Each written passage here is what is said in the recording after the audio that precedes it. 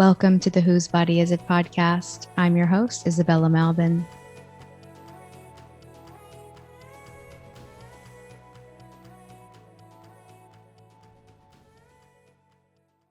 Sex worker turned radical feminist Roxie shares her incredible story of getting into the sex industry, getting out as recently as 2021, and how her top paying male slave catalyzed her peak trans moment. Roxie details the effects childhood sexual abuse had on her life, the influence that being a non-performative woman had on her financially, both in and out of the sex industry, and the dangerous health risks she faced in the industry. Roxie details her exit from so-called professional porn into the amateur world of fetishes as a muscle dominatrix and the challenges she faced making porn with her abusive, now ex-boyfriend. We cover the Black New World Order fetish that skyrocketed during the aftermath of George Floyd's death, the interracial versus ebony porn hierarchies, and the dark anti-racist fetish pipeline being used to sissify white men. Roxie details her face-to-face confrontation with a trans-identified man, her highest paying buyer, as the final chapter of her involvement in the industry. She speaks of living in the newfound power of reclaiming her boundaries, having a deep respect for her female body, and flipping the script on her massive Twitter following of porn-addicted men. I was remarking on your massive Twitter following. You have over 132,000 followers, and you were just telling me, right, that these are all people, mostly men, right, who were following you because that account used to be your sex work account. Is that right?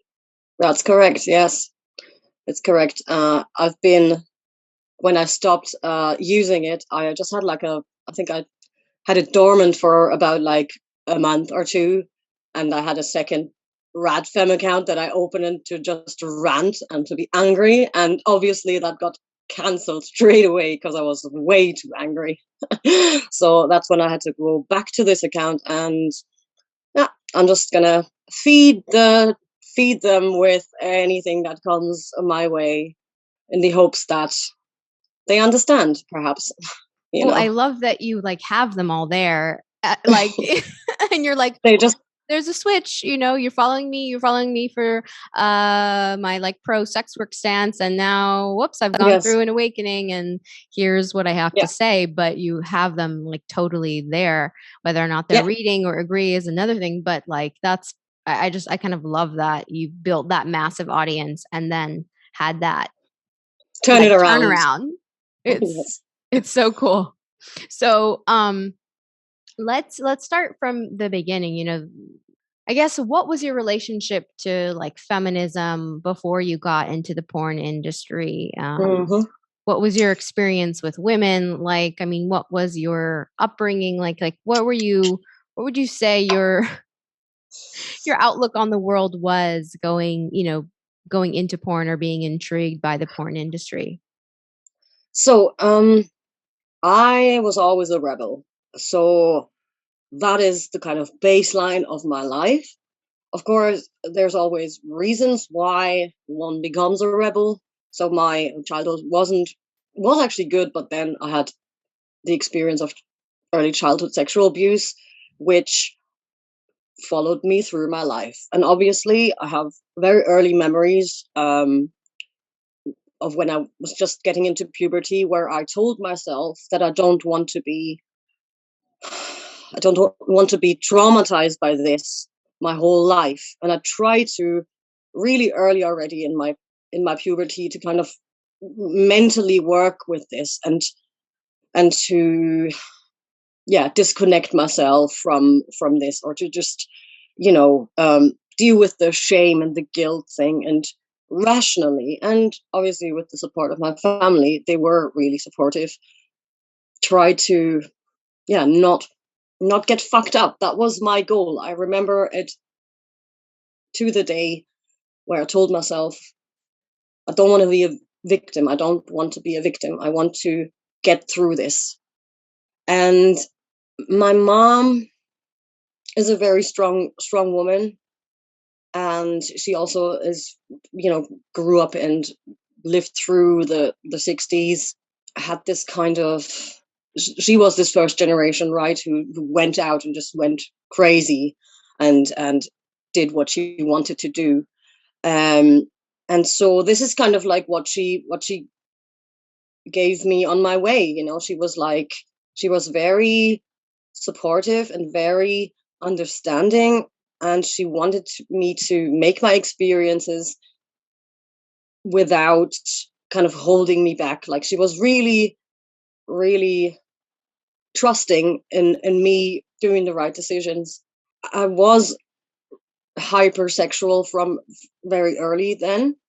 And I had a couple of I periods where I thought, is this bad? Like, am I just doubting myself? Like, is this normal, or is this I feel it like this is it was in my teenage times. And but I had a really open relationship with my mother, and she was always there for me. She would just reassure me that she knows that I will do the right thing. She knows that she can trust me, that I won't be getting into trouble. Or yeah, she let me go. She let me experience my life. And I was a teenager. I was 14, and I was allowed alone out. Like, I was doing a lot of activism then. So coming from a left-wing kind of family, growing up in Germany, I got really into environmentalism, and I got really into uh, anti-racism work, because we have a lot of issues here in Germany.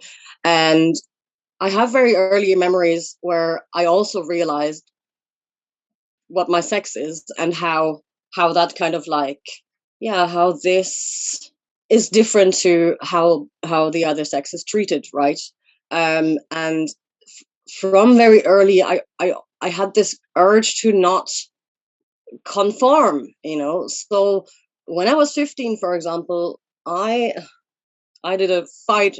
I fought until the last second to be able to be allowed to hitchhike with my first boyfriend with 15 to Spain from Germany. And she let me do it. Like, she actually let me do it. I wanted to have an exciting life. I didn't want to be held back by being a woman, having to look good, having to perform. So I've never been into makeup. I've never been into looking good or something.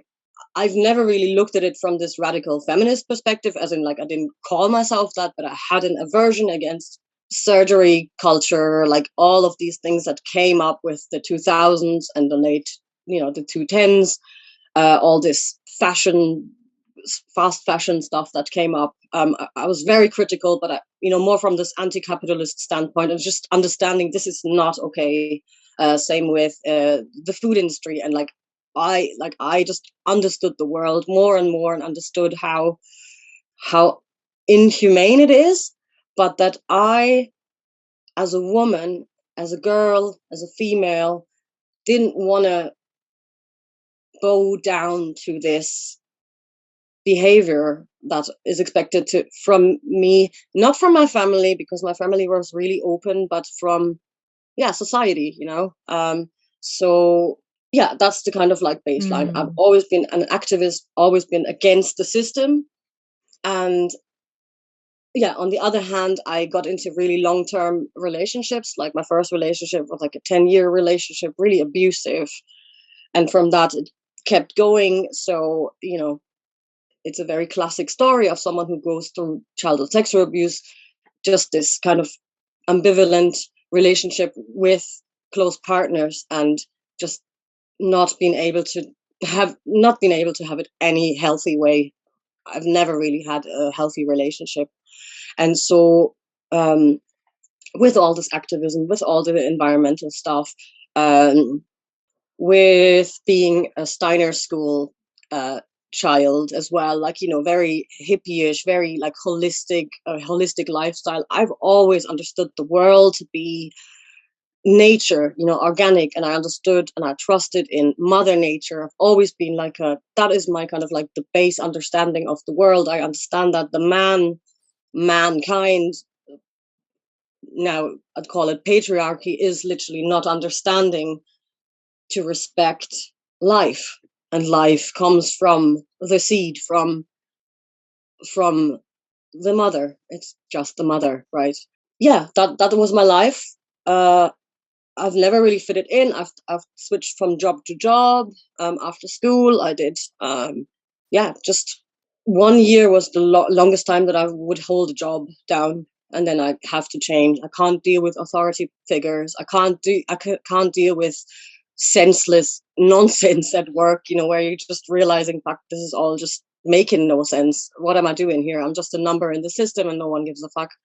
And I never really found a job where I could stay and perhaps jump, get up the ladder or something. This was until I was like 27. I had traveled Europe. I've done, for example, to get to England, I've actually done a cycling trip on my own from Germany to Ireland, crossing France on my own, and not with this feminist thing, not with this, but just I want to do this. I don't care. I want to do this. I don't want to be guided by fear. I'm just going to do it. In hindsight now, I understand how dangerous this is, but I had this kind of stubbornness of I don't care. I was actually really angry when people asked me if I'm not afraid to get raped, because I was like, no, why do I have to be afraid of that? I just want to live my life. I want to travel. I want to do all these things. So I did. And I was very lucky. I hitchhiked, I cycled, I traveled around Europe, Ireland, and then I reached the UK. And I basically met someone in Brighton, a girl, and she was introduced to me in Brighton, which is this, it's a southern England town, and it's basically the queer capital, so to say, of the UK. So it's very, there's all the prides, there's all the gay stores and all these kind of things, and a lot of body positive and sex positive kink events and stuff like that. And this is where I met this guy who then introduced me to this girl who was 10 years younger than me, and she was like a standard, like a typical, pretty, like a standard pretty in our beauty standards, a girl. And she drove a Mercedes, and she had all this stuff, and she was only 21. And it's not like I'm a materialist or something, but she just told me look, I work as a model. I'm a glamour model, and you can make something. My rate starts from £50 an hour, and that's when I pose in lingerie. And she'd also, that one sentence that really got me was that she said it's the only industry in the world where the woman gets more than the man, on every single level, right? Yeah, the performers in the adult industry, yes, the females would get more than the male part does. That is true. And that was kind of it was like this joke, oh, such a sexist industry, we get more than any guy, and they just have to pay starting from £100 or something, to even interact with us. And back then I was really alternative looking, actually. I was not feminine at all, not feminine, just alternative, weird makeup. I might have even been bleaching my eyebrows blonde. I was just not standard pretty. And when she told me, you have such a, you've got such an interesting look, and you're so muscular and you're so lean, and I mean, she was kind of flirting with me, and we kind of hit it off as well, but I wasn't really looking for anything, but this whole thing was really something that it got me where, when I met her, I had just stopped another job that I couldn't hold again, and I was just there was this thought of look, man, the world is fucked. Like, climate change, like everything, nothing is gonna stop. It doesn't matter how much I do. It doesn't matter how Mhm. much we all do. The world's just fucked. So that was my kind of thing, and that's where I decided, look, it doesn't matter now. It doesn't fucking matter now. If I'll do that now, at least there is no middleman, so to say, or as in, like, I literally told myself it's not like a fucking huge corporations that I'm working for if I just do this modeling, right? Because it's Ah, just me and this photographer or whatever. And there's no middleman, there's no corrupt. I literally told myself that, there's no corrupt business that's kind of like deals in the back end. Do you understand? You yeah. know? Yeah, you were talking Because I yourself have. into it. Yeah. Yeah, yeah. Um, and of course, when you speak about models and glamour models, you don't think about the street prostitutes or something, right? Like, you just don't. It's like, it's modeling, it's modeling. Yeah, and that's kind of how I got into it. It was the money, it was the prospect of getting an hourly rate of you know 50 upwards, that where I was like, okay, these fucking dumb men, if they pay that, then I'm gonna take it. So that was kind of how I got into it. Showed me the ropes. You have to have a Twitter account. That was said account that I have there now, Mm. that I started in 2017. And yeah, the story is that you put your first shitty pictures on there. This friend of hers, through which I've met her, helped me with my first portfolio shots. Now looking back, I'm like, what the fuck? Like, I was so not cut for it. I'm not a sexy girl. I've never been a sexy girl. I've never self-objectified like that. Look, I'm the generation born '89. I've never done a selfie before I started porn, right? I have not made a selfie. I've not done a duck face or any kind of mirror posing. Like, I had to learn all this shit from the get-go when I was 27, like, literally. And I think this is the time, it was so exciting, because suddenly you're pretty. Look, I have to say, just go back. Obviously, I had issues with my appearance, like lots of other people. I thought about my nose and getting a nose job like so many times because I've been bullied for that. It's just what happens when you don't look and don't conform, because I obviously didn't even try and look good in the standard way. And so to have people say that to me, give me compliments and say, like, oh, look, with your look you can really, there is people that there'll always be people that are into that. This kind of like thing was like, oh my god, yeah, that's cool. You're alternative. You're like, Yes, I yeah, can. different. Yeah. Yes, I can be myself, and I can make money from it. Yeah, and when I started with it, it was just nude modeling, right? Fetish modeling. But yeah, as I said, I had a Twitter account, and this is just how it goes. There's a new girl, and there's just gonna be people in the DMs. There was people in the DMs. Hey, you're a new girl. You look gorgeous. Blah blah blah. It's always really, just love bombing. Yeah, and that's kind of how I got in. You get offered money, or they ask you how much your rate is, and you're like, "Oh, that sounds like much, but I'm going to say it anyway." And the person is like, yeah, cool. And I'm like, whoa, that's crazy. This whole thing was just like, it's crazy. It's really crazy. It was a lot of money for me, and I've never had any money. I've always been a living on the shoestring kind of person. Yeah, so this was the way it started. That's kind of how you get sucked into it, because especially for people who haven't earned that much money, Mhm. it's going to be really mind blowing. Fast forward, from modeling, like, probably took 3 months or something, and then I would get my first invite for a porn scene. And I had this friend who was doing this stuff already, so she was like my go-to partner. I could like just ask her, how much do I ask for this kind of like content, you know, how much do I ask for? And she gave me the information. I think what happens in this industry a lot of the times is that even her, I guess, she could have told me to ask for more, but she didn't. Why?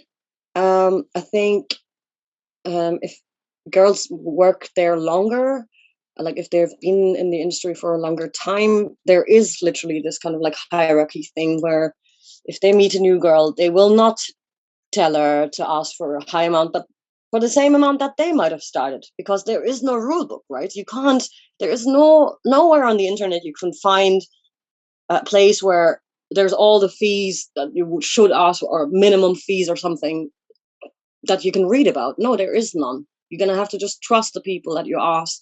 And so yeah, I did my first scene, £300, I guess, I think it was. Yeah, and the way that these things are going is that you don't know, like some person. It's not like in the US. It's very important, very important. In the US, the porn industry is through agencies, right? So you get signed onto an agency. You tell the agency your levels, as in like levels meaning What you're willing to do. solo, you know, exactly, you know, solo, girl, boy, girl, anal.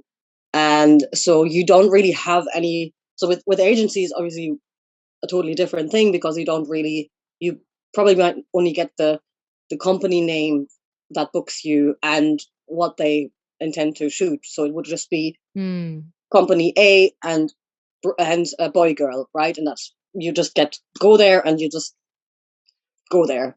In the UK, it's different. It would be either you trying to contact the companies and just offer yourself, or them contacting you. And companies meaning they're usually single man productions, right? There might be a second person there that holds the camera, but that's fucking it. And no one's telling you about this, you know. So It's not I like a don't. Hollywood production scene. No, no, you have to rock up there with as much laundry, like it's all your own laundry, and you have to get all the different high heels, and you just have to like carry all your shit along and just hope that some of the stuff fits. Some of the companies will give you outfits, shitty, cheap shit that they buy, you know, and just like, yeah, wear this. You're 27, but I'm going to give you some teen looking weird stuff to wear, and then you just have to wear it. And obviously, yeah, that's how it goes. Like you're so kind of like nervous or whatever. You arrive at this thing, whatever venue, and you have this persona. Like I had this persona. Like you have to have a persona, because you know what is professionalism in this industry. It's like pretending like you've been there before, pretending like, you know, just don't be, just don't look shy, or you know, because that is obviously the worst thing that you could do. So that was my shtick. I just try and pretend like, oh yeah, I've always been sexy and I totally know how to pose and all this kind of stuff. I didn't, like I didn't at all. Like, Yeah. what was the point where it shifted, where you knew, like, it went from lingerie modeling or glamour modeling to porn? Like, is this, like, was there, because what you've described is there's, like in the UK, what you're saying is there's no agency, so there's no kind of expectation of what you're walking into. So like, Yeah. how did that like first kind of scene happen? How did you know what you were walking into? Yes, I knew that it was gonna be a boy girl uh porn shoot. Yes, I knew that. Yes, yes. I got Okay. booked for that. Um I asked my friend, obviously, and she would be like, yeah, no, it's all just, you know, it's just like you do at home, like, you know, it's just sex, like whatever, like it's just sex. And yes, Someone you've back never in, met before, a man yeah, you've never met before. yeah. Um but she would be like, oh look, you don't be afraid, you know, you'll have some time before you know, you can get to know each other, you know, all this kind of stuff. But the reality is totally different, right? You arrive there and you have to, like, get dressed and get the room. Usually it's in just shitty hotel rooms. I've never been anywhere where, like, it's just a shitty hotel room, right? So the photographer or the guy that films himself is just, preparing everything, and there's no real time of, like, nothing, like, like, in hindsight, like, you you don't even you don't even know how that person tastes, okay? And you just, as soon as the camera rolls, and it's like, okay, now you just come in from here and you pretend you're doing some shit, and then the guy is coming in and whatever. Like, from that moment, it's just robotic. It's just robotic. It's just mechanic, because there's no other way of doing it, right? Because otherwise, I'd just get freaked out of looking like an idiot, or whatever. You're just trying to fucking get through this. And it's really new. Everything is new, and you have a camera on you. So the only way to deal with it is just dissociate and just roll with it. And that's what I did. Like, I don't even remember my first scene. I really don't. I don't even know who it was. I really don't. I don't. And back then, when you're in it, because there's this money and it was all still new, right? And oh, at the end of the shoot, I'll have like several hundred. I've never earned that much in a day, right? So that's kind of like how it went. Starting with, like, smaller, like, kind of like, you could say, amateur style, as in they are not as famous yet, but yet all of the UK productions, like actual UK based companies, are all seedy one man shows. They are really famous, but they're seedy one man GoPro shit shows. That's what it is. And I think in total I might have done 10 scenes, and this would be from uh, 2018 and 2019. And I stopped when we had the first global porn shutdown, because there was a HIV case in the US. That's something good. Like, that's something good, is that officially all the production halts, and you have like a quarantine time for the whole industry, because obviously a lot of US performers would fly in from the US to Prague or to London. They are the two kind of locations where they shoot Europorn. That was when I stopped. Like, that was when I was like, okay, this is really, really insecure. It's a really unsafe business, and I have witnessed before that and during this lockdown how people just don't give a fuck. They just don't give a fuck. Like, usually you do bi-weekly testing, every 2 weeks you get tested for STIs, blah, blah, blah. And usually you're not allowed, like, it's common practice that you show each other your certifications, that you're clean, and then you can shoot. But I've been to some porn parties, for example, these kind of like, industry parties, industry events, where I saw shit. Yeah, it's just like you're just meat. Like, if you go there and there's like, it's an industry event, like, other girls would just go up to you and just grab you somewhere and just drag you in front of a camera and just like, just play around. A lot of, like, just boundary crossing, because we're in this industry. Like, yeah, you are a whore. Like, just, people dragging you around, and lots of drugs, obviously, lots of cocaine. I was one of these people. I actually came from a drug fueled time before, and I actually stopped that.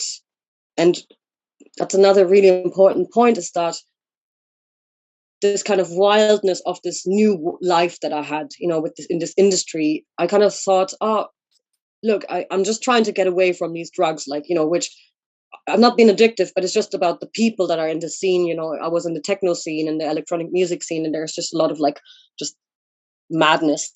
And when I've found these sex positive porn people, I was like, oh look, there's another kind of crazy world, where I To don't kind of really need replace to it. take drugs. I can, it's another kind of rebel area. I can be a freak here. But I didn't take any drugs the whole time. I've been like just trying to get sober. The only thing that I did was smoking weed, and I think if I didn't, I would have probably not lasted as long. But yeah, I'm a heavy weed smoker, and that kind of like got me through that, I guess. But yeah, I saw just older dudes, like older pornographers or whatever, like inviting to parties, and then I hear from my colleagues the next day, oh yeah, you just famous pornographer, he just fucked me on the bathroom, like this kind of like, whoa, like, these famous pornographers, these men that are like known on the internet for abusing like thousands of women. They get they're like, they have these stardom around them, and they use this to just get the new, especially the new girls, the 18-year-olds, they just stumble into the industry, and they'll just get them wrapped around their Yeah. finger, and then they have this little toy, and a lot of girls are kind of actually believing that this is, they stay in close contact with these famous pornographers, famous UK pornographers, in order to get somewhere, in order to have a connection, have ways of like perhaps getting to Germany, getting to France, or becoming more famous. Hmm. That's the kind of like promise. That's the energy, that surrounds a lot of these girls, especially the younger girls. Were Hmm. you like one of the oldest? I mean, what were like out of the women that you met in the porn industry, would you say you were above average age? The UK has also a lot of so-called MILFs. Mm, Um, it's like very famous ones. Um, it's a good mixture, I'd say. There's like the amount of like, I would say I was in the middle field kind of thing. Obviously, I couldn't even compare myself to these people. They're like so different from me. It's totally different. I was just this weirdo with this weird hairstyle and this weird thing, and there's these like really, you know, dolled up younger girls, and then these dolled up like milfs, that are wearing this title with a pride kind of thing. And um, yeah, I'd say it's a good mixture, but the older ones will be the ones that, they stay, and there's just an ongoing, mm, like load of new girls coming in and fizzling out, and yeah, mhm. that's I the kind see. of energy. And so then you brought us to like, so there's the lockdown. So Yeah, the HIV kind of crisis happened before the lockdown or around like no, that the was COVID lockdown? 2019, and we called it. 2019. It was a lockdown. Like for them, it was an industry lockdown. Right, So that right. was STI, STD Mhm, lockdown. mhm. Yeah, and that's when I kind of like realized, look, I can't really trust anyone. Like this was some famous person. I don't want to get HIV. Like I don't trust any man. Like I don't trust them. And what I have to say as well, in the UK, same as US, a lot of the girls do escorting as well. And there was always something alongside the porn industry, right? And there was always something that I kind of like couldn't really get my head around, because we get tested every 2 weeks, but these girls would do unprotected oral with clients. So I had always like this kind of, this doesn't make any sense, and whenever I try to speak up on it and be like, look, if women, for example, ask me if I wanted to shoot with them, I'd always ask them, are you an escort? do you do unprotected, or because I just don't, how does this make sense that you are doing 2 bi-weekly tests, but then you're having clients maybe even the day before, and how can I be safe, right? So there was lots of like moments where I was like, this makes no sense, and so yeah, this is when I stopped. 2019, it must have been around the summertime. How does the dominatrix work fit Yeah. in? When did that So start? from the beginning, I did fetish modeling. I was really muscular, so I did like muscle fetish. While I was doing the porn on the side, I would get a few gigs every now and then for fetish wrestling.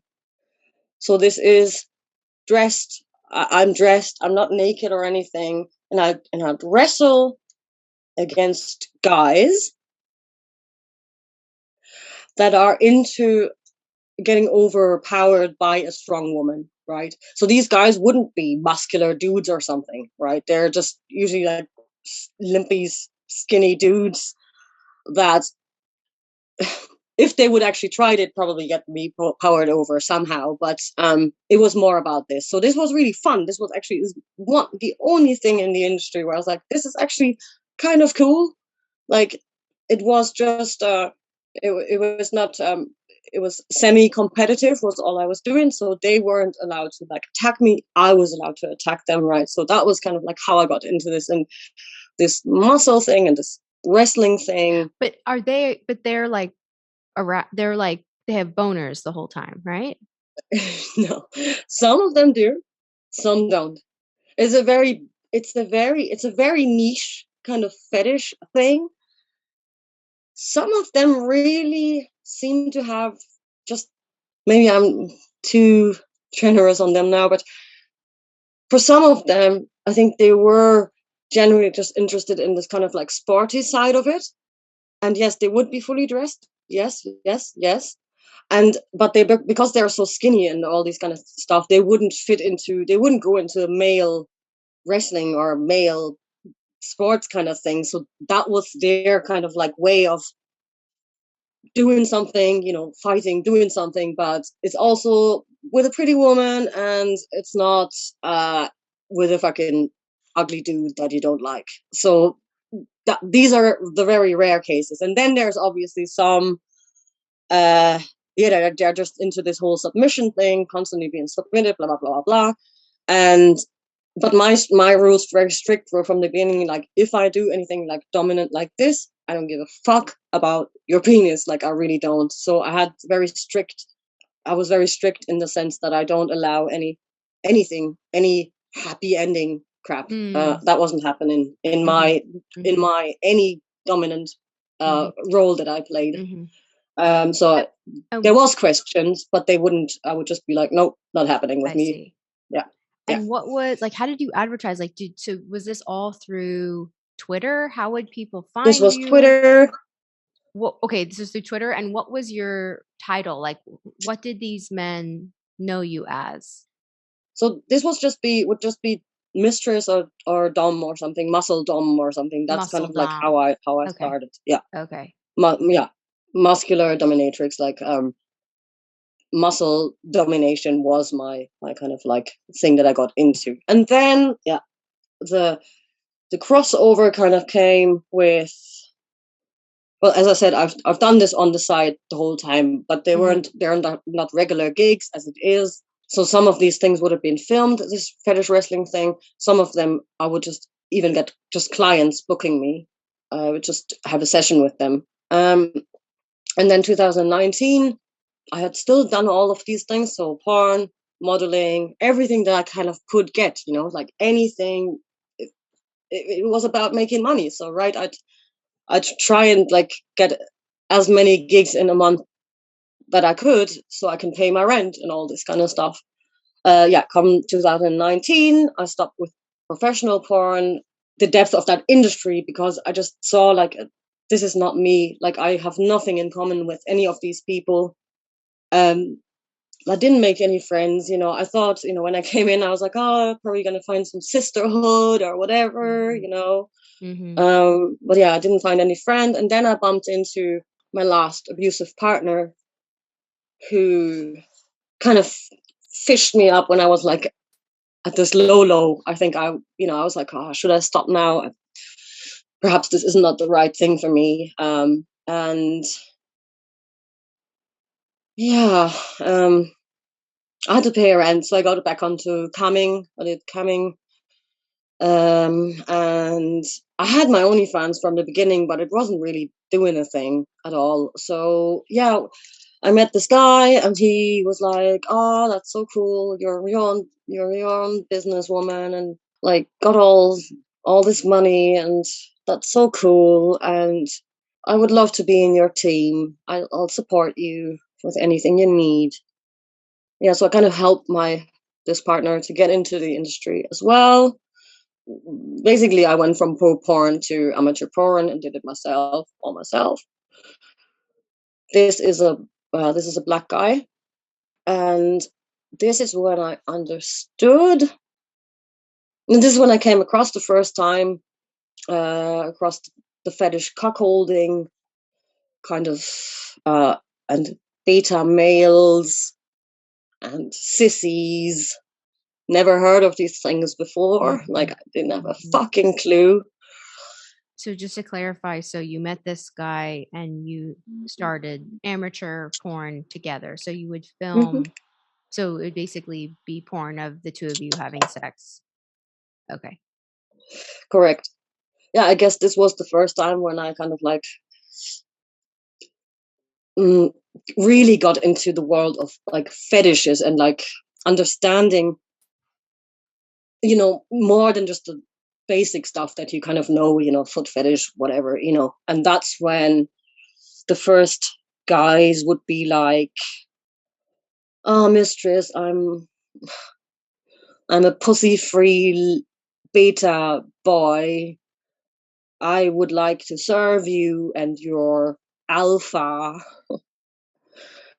And yeah, so this is when I started realizing that having this black boyfriend partner, it, it was like, for me, it was a good kind of like, I can do this porn now. I can do this now. I was apparently in love or something, so it felt not like it Mm. was on the porn sets, right? So we can have the sex stuff and blah blah blah. And by having this black partner, um, I could actually forbid these clients of mine, all these people that bought the stuff or were interested, that I would never ever want to fuck with them, because I'm just into black guys, right? So kind of like, I not knowingly, I made my own boundary, and I was like, look, if this is a black partner now, most of my clients are white. By selling this porn now, I can let them know that they could never, I'm not playing for their point of view, right? They can watch me and my partner, but they will never have the feeling that this could have been them, right? It was like a clear boundary. It was like, you'd never be here, like I'd never do this with you. And from the beginning, this was something that you get inundated with messages about like, oh, I'm a white guy, I want you, whatever, like I'm old, I want you, whatever. And this was a really good way for me to say, like, look, I've got a partner, I'm just into black dudes, leave me the fuck alone, leave me the fuck alone.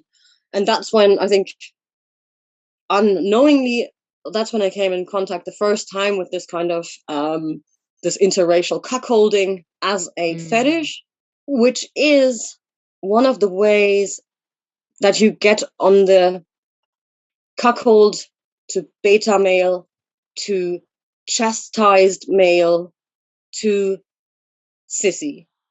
So like, it's like, the whole fetish about it is that, apparently, this is interracial cuckolding, is that the white woman, every white woman, now that's the fetish, okay, every white woman will always prefer a black man, because they're the alphas. And now there's two different variations. So either you're, as a white man, willing to be always the kind of beta, and you're just like this You can be a voyeur or whatever, but you could never be with me or anything. So your place is just to watch or to, dream about it or whatever. And then the other side of that would be guys that kind of like get into the mindset of like the fetish is like, this is an alpha male. They're the only alpha males are black men. So it's kind of like this reverse. It's like this SJW fetish, I think, that really went like really, really popular over the last like 5 years, I guess, where it's like the ultimate humiliation to be rejected by a white woman because she'd always choose the alpha male, the black male. This is what I kind of like. I only learned that as I was just doing this porn stuff with my partner, and I got more and more messages of these guys kind of like telling me how pathetic they are and how the U.S. American slavery history kind of like made them, like they are the subhumans because they did all this racist stuff, and now that's the payback kind of thing. It's just oh wow. So it like so on the one hand you're like, I'm setting a boundary. These guys aren't gonna like want me anymore, and then on the other yes, hand, the humiliation of you not wanting them only fueled the yes, fetish and made them want you more. And wow. Oh my yes. gosh. That Oh is, wow. and this is a really popular fetish.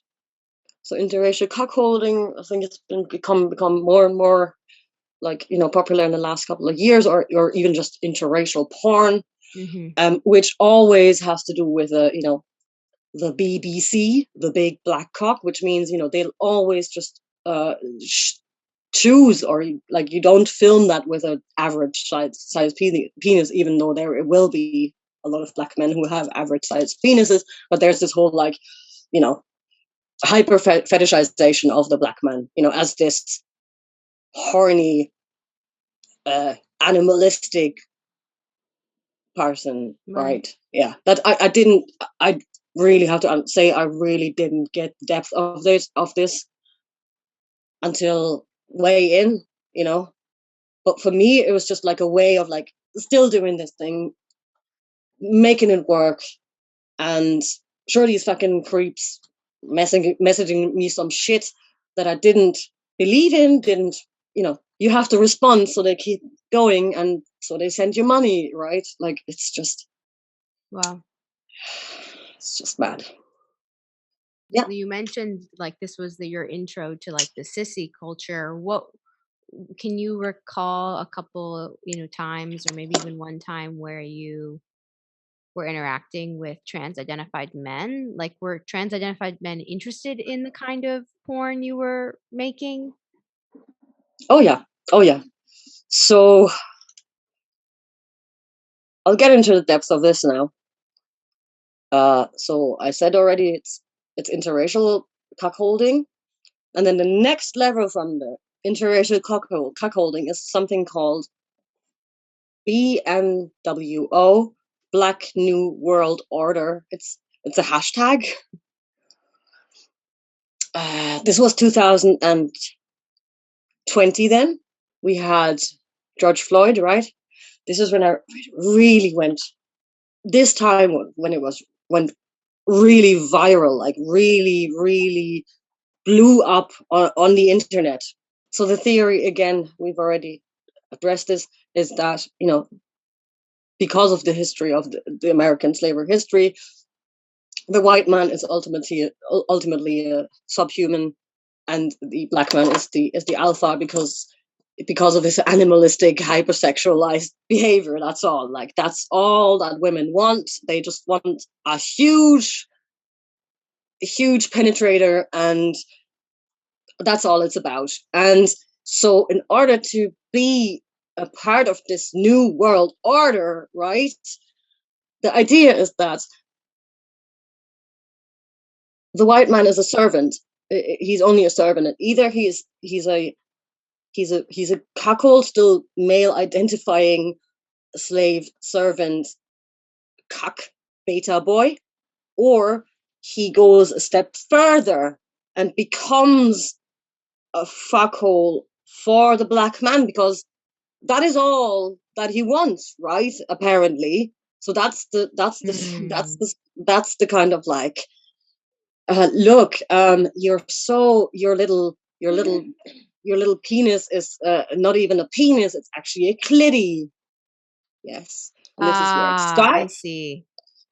Compared to the black man, you're not a real man. You're not a real man, and so I have never really indulged in sissifying someone. I've seen it. I've seen by that time I already come across it, that there's a lot of white women with a black partner who done this. Like, that's their only fetish that they do, is telling white men that come in their DMs or whatever that they'll never be a real man and they should just be a beta or a sissy slut for the black man, because that's what they want. And I've always been kind of like on the fence with that, because it seems very sexist to me. But yeah, like, there is a lot of them. There is a lot of them, and I certainly had, probably a couple of months after I started this OnlyFans and this just sex tapes. All I was selling was sex tapes. Yeah, that I had this my longest serving slave come in, and he was like a bit younger than me, and he, back then, he would identify as they them. I never really taken it seriously. Like, it was just on the internet, and I was like, I don't know, like, I didn't really think about it, right? I just didn't think about it. I didn't even know about non-binary, and I didn't understand what it was all about. But with this guy, like, he was the guy that picked me in the end, and I'll just tell it now. So Before you tell me like that part, I just yeah. want to kind of summarize for anyone who, I mean, I think the trajectory that you just outlined is so fascinating and not a connection that I have made, and I think most Mm, people have made with the sissy culture, because I have a lot of content mm-hmm, on my channel about, Jen Gluck has done all the sissy porn kind of expose content, mm-hmm. um, but taking it from weaving it into the social justice warrior, anti-racist, white guilt, like starting BLM. with that guy as the beta. Yeah, That's fascinating. So yeah, thanks for, yeah, for outlining that. yeah. Okay, It's so really important. Really important. The Yeah, the hierarchy, or in the porn hierarchy or something, about it's just about penis length. It's really just about penis length, right? And we know that most of these black performers would be just picked because they have an exorbitantly huge penis, right? And so this is kind of like how I think the whole fetishization comes from that to begin with, right? To just focus on this big black cock. And yeah, so the humiliation part for me, like, the whole time through, it was just be, you'd never, like, I would never, with you, I'd never, like, you're just pathetic, blah blah blah. I didn't take this, like, this was just a job, right? So, like, I made it work the best way I could, and I didn't want to I didn't think about the depth of it. No, I didn't, like, and when, and to be fair, like, a little bit of this idea with this whole, like, turning around, as someone who's been politically active in, and has a big kind of like understanding of, like, how fucked up the patriarchy is, and how slavery has been just destroying cultures and stuff. There's a little part of me, I will not lie, that I was like, okay, this is kind of doable. I can do that. I can mm, do that. Empowering my partner. In hindsight, I'm like, well, I've given this dude so much. Like, I've given him so much, like, praise, even on camera, right? Like, oh, you're the alpha, blah blah blah. So with the Black New World Order, the woman is still underneath the black man, right? So the hierarchy goes like this: oppression Olympics. We know that already now, right? So it's a black man. The black woman is actually out of the picture. There's Wow. I don't. I, yeah, these are the guys that obviously are into snow bunnies, right? Like so the interracial thing doesn't take into consideration the woman, right? We know that in porn, interracial is only ever meaning white girl, black guy.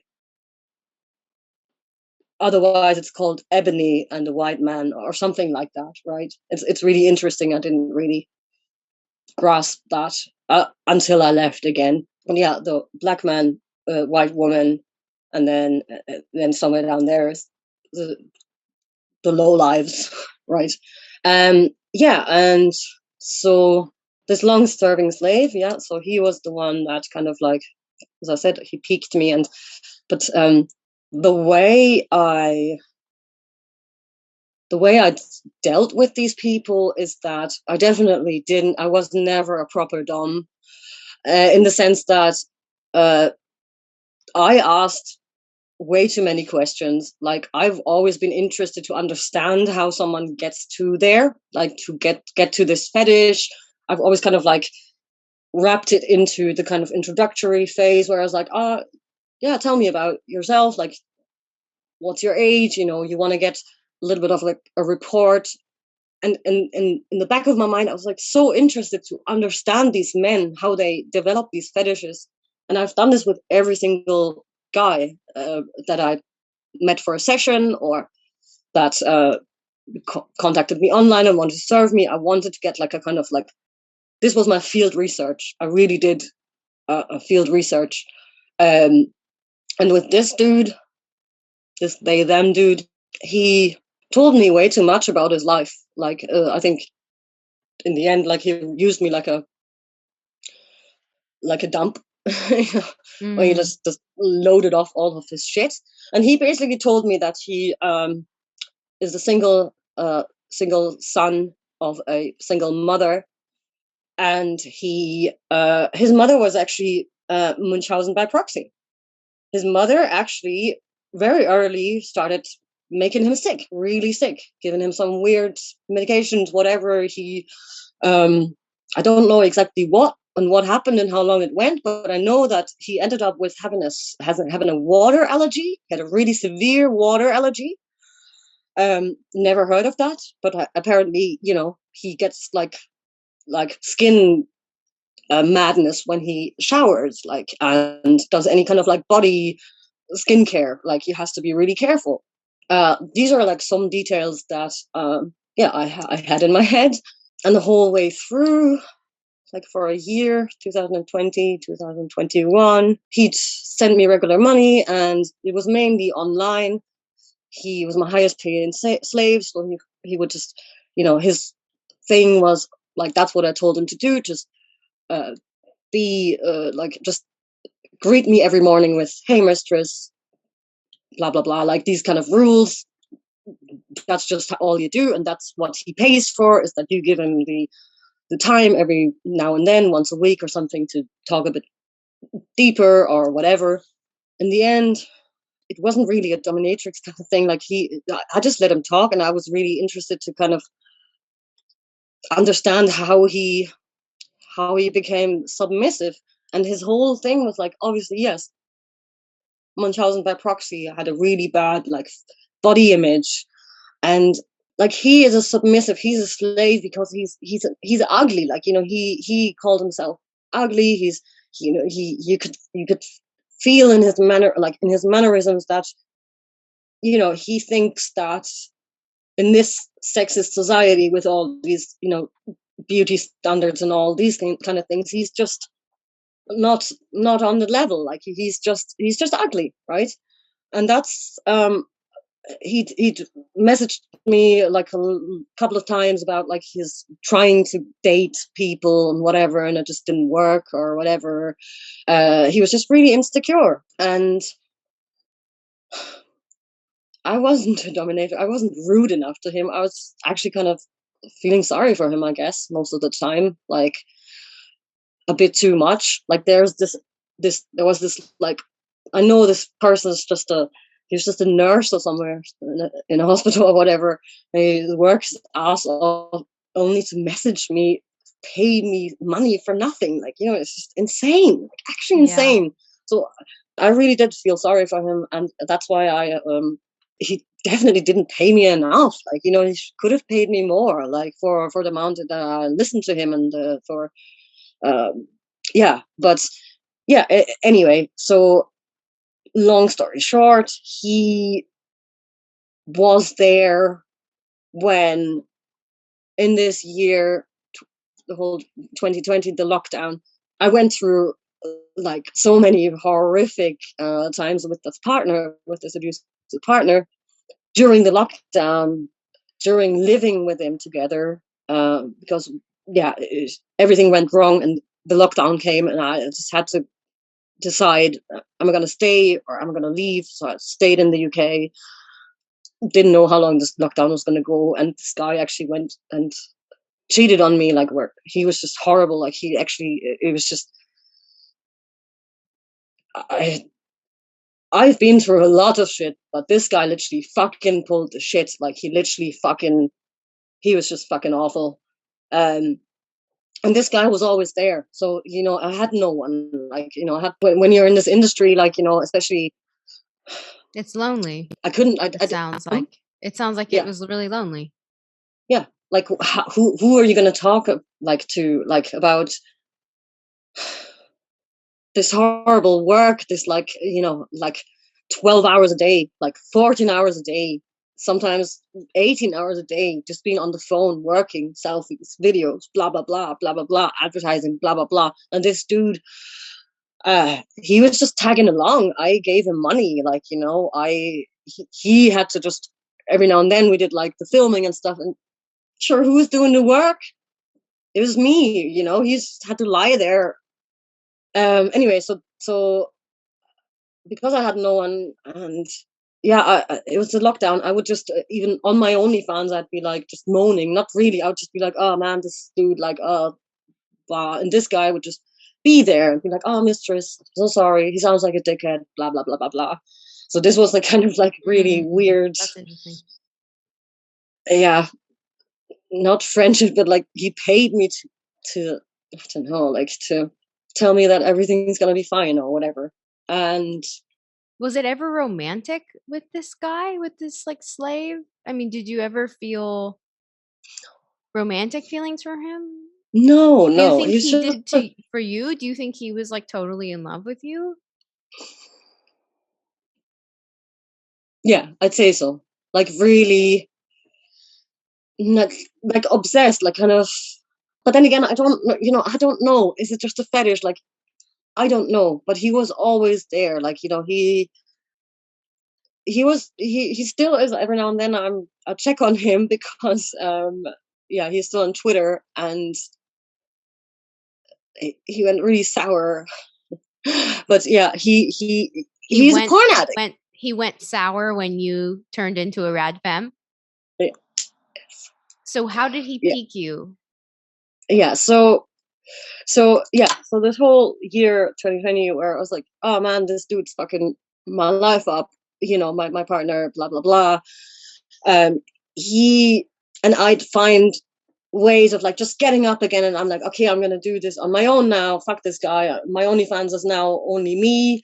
If Mhm. you don't want to do, if you can't deal with it, fuck off, blah blah blah. And he's like, yes, mistress, you're so powerful, you're so authentic, you're just doing your thing, and that's so cool. And I think in this phase of me like disconnecting from this abusive partner, he slowly, yeah, slowly he kind of gotten, I don't know how, but he probably watched a lot of, yeah, I mean, he was following a lot of like femme boys and other weird people on Twitter. I was his owner, right? But he's still watching like lots of porn on the internet, I guess. And so after all this, oh, you're so authentic, you're so powerful and stuff. The coin flips, and he's like, mistress, your whole authenticity and your whole like discovering yourself and being true to yourself made me understand and made me realize I'm actually a woman. I'm actually a fucking woman. Oh my gosh. I can't. Like, to this day, I'm like, what? I I was just a wreck for years, and just without boundaries, just waffling about my horrible relationships and shit like that, and how the sex industry and all these wankers are fucking me up, and this just no fun at all, and it's just horrible, and I need to find a way of like not dealing with this anymore. And then he drops this fucking bomb. And My so, pronouns are she, her, and please call me beep. And so this was my message. So what I did was, because he was still paying me money, I was like, yeah, sure, whatever. I never addressed him with she, her. I never used the name after that. He would just text me something. I'd just be like, yeah, blah, blah, blah, whatever. That went on maybe for a month or something. it's all Like, pretend anyway, so I could see yeah, well, how I was just like that would just add brushing on. over it. And I was literally not ever using this chosen name or his pronouns. I would just, So I didn't. what did you say initially? Were you like, congratulations, or like, I'm honored? Yeah, like something like that. Like, oh, yeah, yeah, good for you. Apparently, something really dry. Not like, obviously, because I'm a dominatrix, I'll definitely not be like, oh, yeah, no. I was like, yeah, cool, okay. Like, you know, like, I didn't really know how to deal with it, you know, like, So weird. It's oh so my weird. God. And so, yeah, so that's that. That was just still online. And I was like, on the last kind of like weeks of doing the OnlyFans thing. And then I stumbled across something turfy. I just stumbled across something turfy on the internet, and it just clicked with this guy. I was like, yeah, it was something turfy. It was something swerfy, actually, more Mm-hmm. about self validation through porn that just doesn't bring you anywhere. You know, however long you do it, you're always going to stay insecure, because you always have these people to compare yourself, and they get more money, and this kind of stuff. Like, this is when I stopped the porn. I just stopped the porn, and I really wanted to stop. After this swerfy kind of thought process that I had, I was like, look, like, all of this, it didn't bring me anywhere. It didn't make me more confident, like, all of this kind of stuff. And anyway, I have the same story as so many other sex workers. I have child sexual abuse. I've never learned any boundaries. I have not understood my body. And actually, I have never had a healthy sexuality. And actually, I've never respected my body. And this is when, like, this was like my realization, like my kind of like coming to terms with like, wow, I've made a fucking mistake. Like, I really made a mistake. I went further and further, and like the whole way through, I had this cognitive dissonance of like, man. But anyway, the money, whatever. And that is when I turned back to this guy again. I was like, look, this guy is now actually believing she's a woman. Like, what the fuck? And I think this is when I went on a deep dive, and I came across the whole transgender thing, and then I peeked the fuck out. I watched all the videos. I was just like, oh my fucking, this is what it is. Because yes, of course, I knew there was trannies. Like, there's lots of trannies there on the timeline. Lots of mostly submissive guys offering their holes and shit. And I was like, ah, yeah, sure. But in the porn industry, they are very clearly like something in between. But we all know That they're men. if they shoot with guys, they will be gay guys. No Right. straight guy has never ever shot with a fucking trans-identified male. And so I was like, let me just actually try and tell this person what I believe he should do. like what I believe after me realizing now, listen, it took me 32 years in my life to understand nothing was okay. Like my whole identity wasn't me. Like, and I'm already grown. So Mm, how can I believe this guy that I know hasn't had any therapy, any counseling, even, I mean, before he told me, before he came out, I had advised him to go to therapy because of his Munchausen mother story. Because I was like, look, this is a fucking mad shit. You have to deal with it, you know? That was my kind of approach. I was really just trying to be helpful. I was like, look, I've just come, like, he has seen me, like, dipping in and out of like the cognitive dissonance. Maybe I can reach this guy, mm, right? And mm. that's when I invited him for one last session. So he came around, and the whole time I was like, up until he came, I would have watched like all turf videos, like, and I like literally, like, I was obviously like fucking mind blown about the state of the world because I really I didn't see it. I really didn't. I heard a bit of the fucking bathroom bill Right. shit. Right. So you're watching turfy videos and then you have this trans-identified man, your top slave, like knocking on the door, coming in for a session. Yeah. Looking like a dude, looking like a dude, walking like a dude, talking like a dude, behaving like a dude, a fucking full on fucking dude. Okay, he's a dude. He's a fucking dude, man. He's not a they them. He's an ugly dude. Maybe on the if you really go into the whole like how men are supposed to look like, if they're supposed to look like chads or something, as the incels would say. This guy had a fucking stubbly beard, right? And I mean, every now and then he would have sent me like some filtered, highly filtered pictures with like fucking the wig and shit, like, oh, So me so you would still, so like, okay, so you're peaked and then you're still like doing sessions with this guy. just one last session. One last He was session. like, Did mistress, he you're doing, know? Did he know he it knew, was going to be the last session? yes, he knew I was ending it. He knew I was going to leave the country because I also had to leave this stalking abusive partner. Like he knew all this story, right? So I was like, okay, I'm stopping this now. You're my longest slave. Like he was obviously begging me. He's like, oh, can I see you one more time before you leave? Blah blah blah. And that's what I did. I obviously also wanted the money, right? Like I was like, okay, I'm really broke now. Like, let me just take this money, whatever, and maybe help this guy, right? He came in. He's obviously a dude. He doesn't have anything feminine, like nothing at all, like nothing.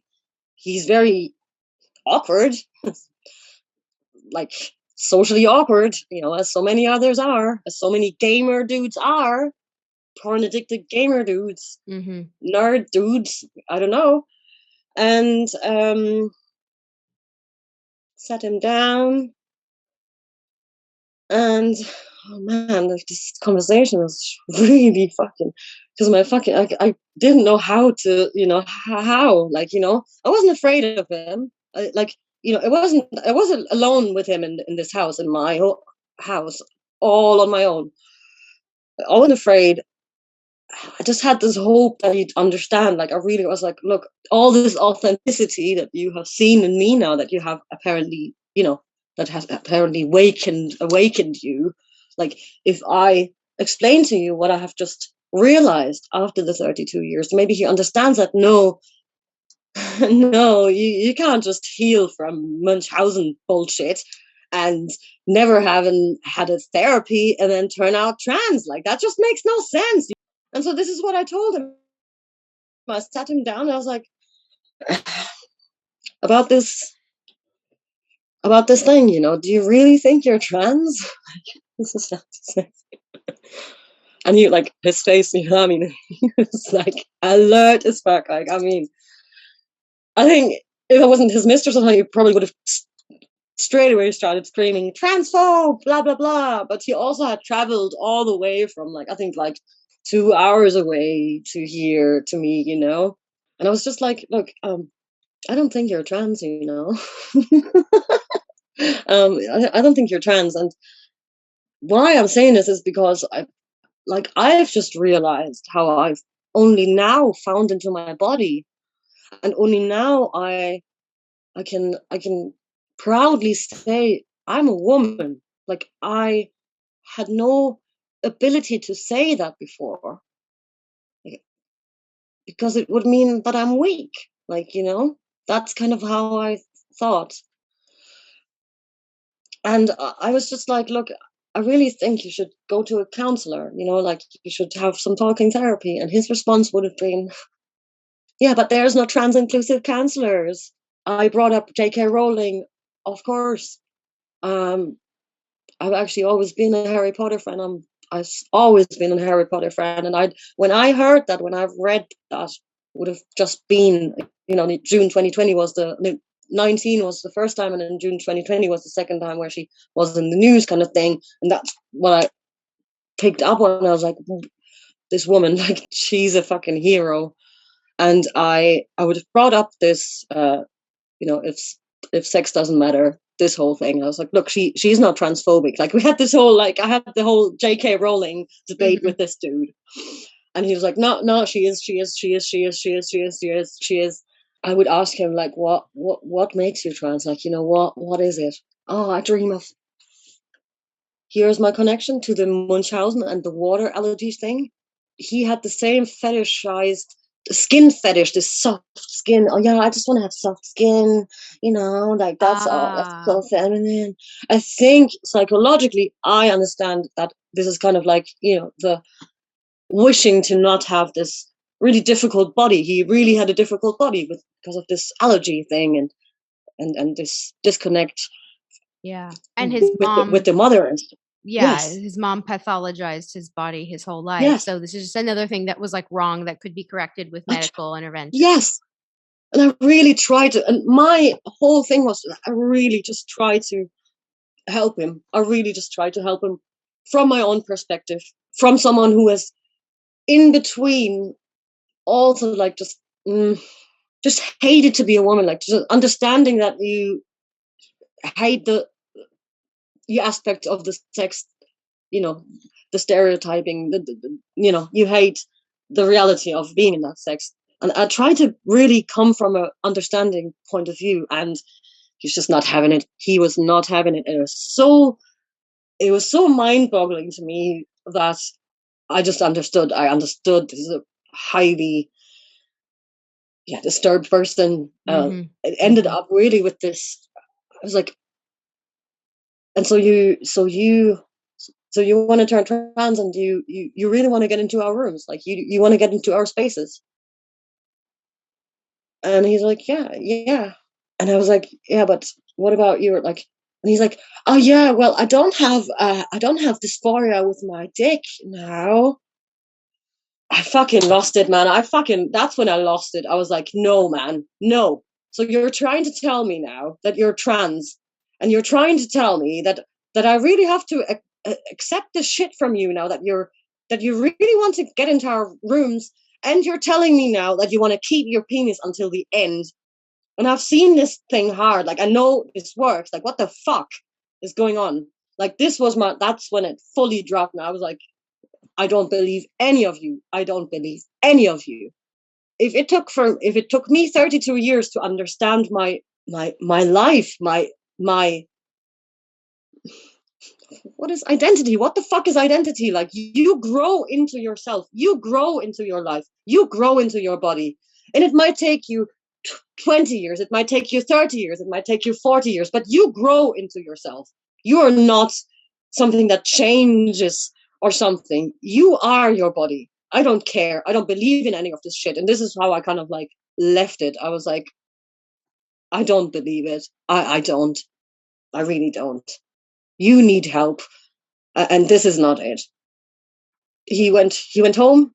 Uh, and I mean, I had the money. Like, I did this whole thing after the session, like, Mm-hmm. and then he went home, and then the next day, he had blocked me, and he had put on his Twitter profile "fuck turfs," and that's what I like. That's it. Wow. That's it. That's it. He was really Whoa. understanding, really, really emotionally kind of. He was almost like a friend or something, almost someone that I kind of like understood. I really do understand him. Like I do. I really feel for him, but no, no, Yeah. Wow, yeah. that's a crazy, crazy story. And so I mean, so then was that the last time you did any kind of Mm. porn, sex work? Yeah, That was it? yes, that's Wow. it. That's it. That's it. That was in end of May, I guess, or maybe it was start of June 2021, and that's it.